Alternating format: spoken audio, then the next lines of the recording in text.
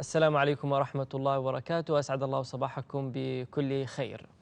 بحث صاحب السمو الملكي الأمير سلمان بن سلطان بن عبد العزيز آل سعود نائب وزير الدفاع اجتماعا مع وزير الدفاع في الولايات المتحدة الأمريكية السيد شاك هاجل في العاصمة البحرينية المنامة العلاقات الثنائية والتنسيق العسكري بين البلدين وآخر التطورات في المنطقة. ويأتي اللقاء على هامش مؤتمر حوار المنامة، والمقرر أن تنطلق فعالياته بمشاركة حشد كبير من المسؤولين والشخصيات الدولية ورجال الاقتصاد والسياسة من مختلف القارات لتبادل وجهات النظر إزاء التحديات التي يشهدها العالم.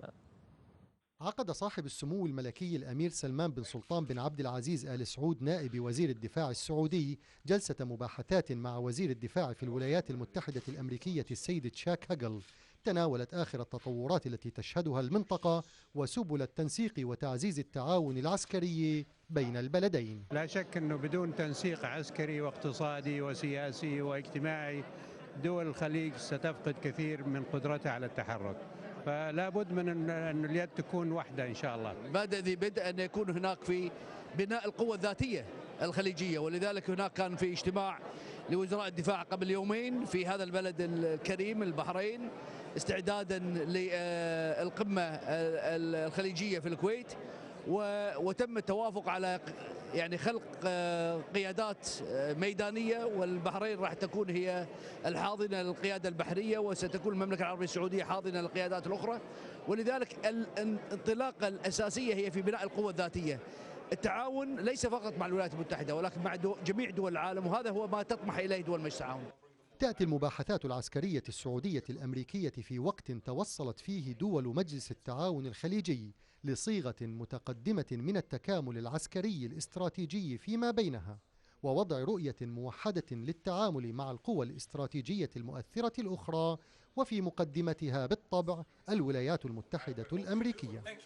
التكامل والتعاون فيما بين دول المجلس قوي وفي ازدياد متواصل، وبالأخص بعد الاجتماع السابق الأخير حقيقة لمجلس الدفاع المشترك، وأوضح حقيقة قوة التكامل والتعاون فيما بين قوات دول المجلس. ودائما القوات العسكرية تعتمد على التنسيق مع القوات الأشقاء والأصدقاء، والولايات المتحدة الأمريكية حليف استراتيجي. إذن فعلى هذا المقعد جلس صاحب السمو الملكي الأمير سلمان بن سلطان بن عبد العزيز نائب وزير الدفاع في المملكة العربية السعودية، وحيث أجلس أنا كانت شاك هاجل وزير الدفاع في الولايات المتحدة. وعلى هذه الطاولة بحث الوزيران سبل تعزيز العلاقات العسكرية والتنسيق بين البلدين. أشرف المرزوق، الإخبارية، المنامة. كشفت وزارة الدفاع الأمريكية البنتاغون عن خارطة الطريق لتدمير الأسلحة